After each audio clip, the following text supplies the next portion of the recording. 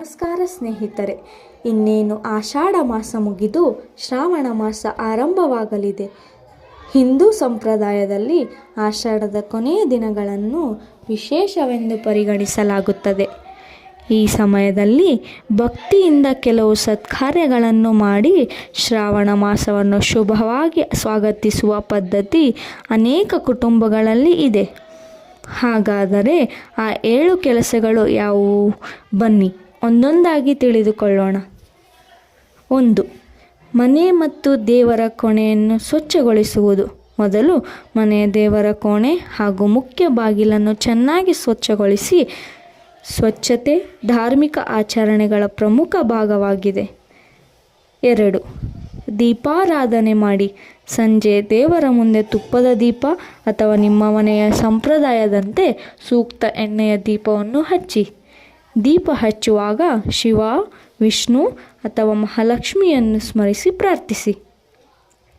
3. ಶಿವನ ನಾಮಸ್ಮರಣೆ ಮಾಡಿ.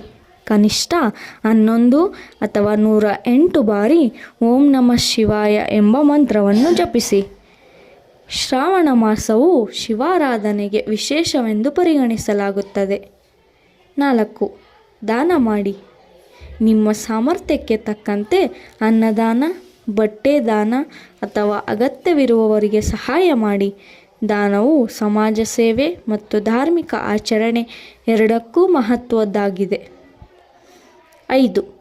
ತುಳಸಿ ಮತ್ತು ಗೋಪೂಜೆ. ಸಾಧ್ಯವಾದರೆ ತುಳಸಿ ಗಿಡಕ್ಕೆ ನೀರು ಹಾಕಿ ದೀಪ ಹಚ್ಚಿ. ಗೋವುಗಳಿಗೆ ಹಸಿರು ಮೇವು ನೀಡುವುದನ್ನು ಅನೇಕರು ಶುಭವೆಂದು ನಂಬುತ್ತಾರೆ. 6. ಶ್ರಾವಣ ಮಾಸಕ್ಕೆ ಸಂಕಲ್ಪ ಮಾಡಿ. ದೇವರ ಮುಂದೆ ಕುಳಿತು ಶ್ರಾವಣ ಮಾಸದಲ್ಲಿ ಭಕ್ತಿಯಿಂದ ಪೂಜೆ ಮಾಡುತ್ತೇನೆ, ಸತ್ಕಾರ್ಯಗಳನ್ನು ಮಾಡುತ್ತೇನೆ ಎಂದು ಮನಸ್ಸಿನಲ್ಲಿ ಸಂಕಲ್ಪ ಮಾಡಿ. 7. ಕುಟುಂಬದೊಂದಿಗೆ ಪ್ರಾರ್ಥನೆ ಮಾಡಿ. ಕುಟುಂಬದ ಎಲ್ಲರೂ ಸೇರಿ ದೇವರಿಗೆ ಆರತಿ ಮಾಡಿ ಎಲ್ಲರ ಆರೋಗ್ಯ, ಶಾಂತಿ ಮತ್ತು ಒಗ್ಗಟ್ಟಿಗಾಗಿ ಪ್ರಾರ್ಥಿಸಿ. ಸ್ನೇಹಿತರೆ, ಈ ಆಚರಣೆಗಳು ವಿವಿಧ ಪ್ರದೇಶಗಳು ಮತ್ತು ಕುಟುಂಬಗಳಲ್ಲಿ ಸ್ವಲ್ಪ ಬದಲಾಗಬಹುದು.